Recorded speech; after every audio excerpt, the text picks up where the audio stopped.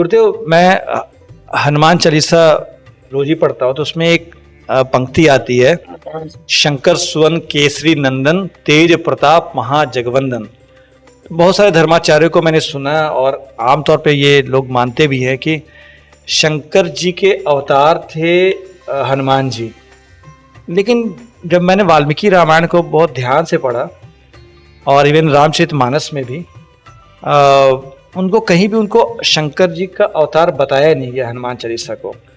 एक धर्माचार्य बहुत बड़े देश के हैं, उन्होंने तो शंकर स्वयं उन्होंने तो ये कह दिया कि शंकर स्वयं शब्द ही गलत है, वो शंकर स्वयं है। वो तो शंकर स्वयं कैसे हो सकते हैं हनुमान? एक तो मैंने कहीं देखा नहीं, मतलब खासकर अगर राम कथाओं की बात की जाए तब की बात बता रहा हूँ। बाकी अन्य ग्रंथों में शंकर जी का अवतार हनुमान जी को बताया गया है, लेकिन अगर हर चीज का आधार तो मूल वाल्मीकि रामायण ही है गुरुदेव। राम कथा का मूल अधिकार, अब जो मूल आधार जो है, वहां तो मैंने कहीं नहीं पढ़ा कि शंकर जी के अवतार है। और ये लोग कह रहे हैं शंकर स्वयं कर दीजिए, तो वास्तविकता क्या है गुरुदेव? देखिए, थोड़ा हम नम्रता से कहेंगे, अंजनी जी शंकर की भक्त थे, इसलिए भगवान शंकर का आशीर्वाद प्राप्त हुआ, पुत्रो भव, इसलिए कहा गया शंकर कह। औरतें भक्ति करती है, आशीर्वाद प्राप्त होता है। और दूसरी प्रतिस्पर्धाएं हमारे देश में बहुत होती है। पहले तो शैव में वैष्णवों में युद्ध होता था, याद है? युद्ध होता था। और साउथ में रामानुजाचार्य को मारा भी गया, पीटा गया, रूप बदल करके भाग गए, क्योंकि वैष्णव थे। बड़ा युद्ध होता था, त्रिशूल से और धनुष बाण से, क्या क्या, वो एक दूसरे को नीचा दिखाने के लिए। अब हम तो नम्रता से ही कहेंगे, उस तरह से वैष्णव लोगों ने अपने कलम से शंकर को नीचा दिखाने के लिए यह लिखा कि राम दुआरे तुम रखवारे, हरदम खड़े रहो।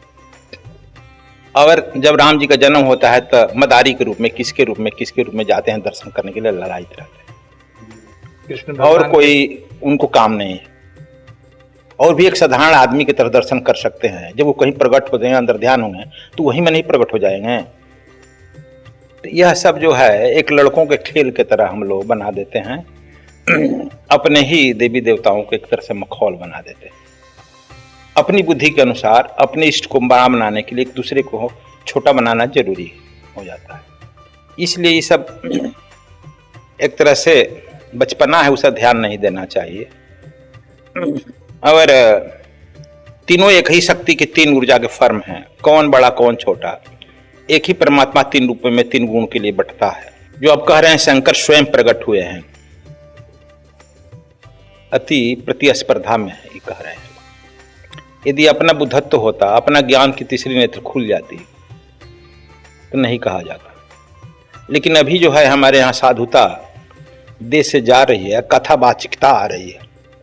किसके कथा में कितने लोग आ रहे हैं, किसको कितना पैसा मिल रहा है, जिसको जितना पैसा ज्यादा मिल रहा है वो ज्यादा कथावाचक होता है।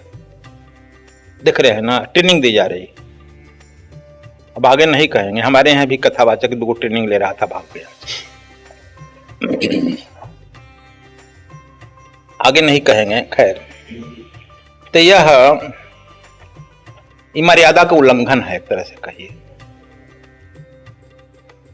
और विष्णु को दिखाने के लिए शिव को गिरा दे, शिव को गिराने के ब्रह्मा को गिरा दे। यह इसी का परिणाम है कि मुसलमान लोग आपकी कमी ढूंढ करके और छिद्रान्वेषण करते हैं, आप में कमी निकालते हैं।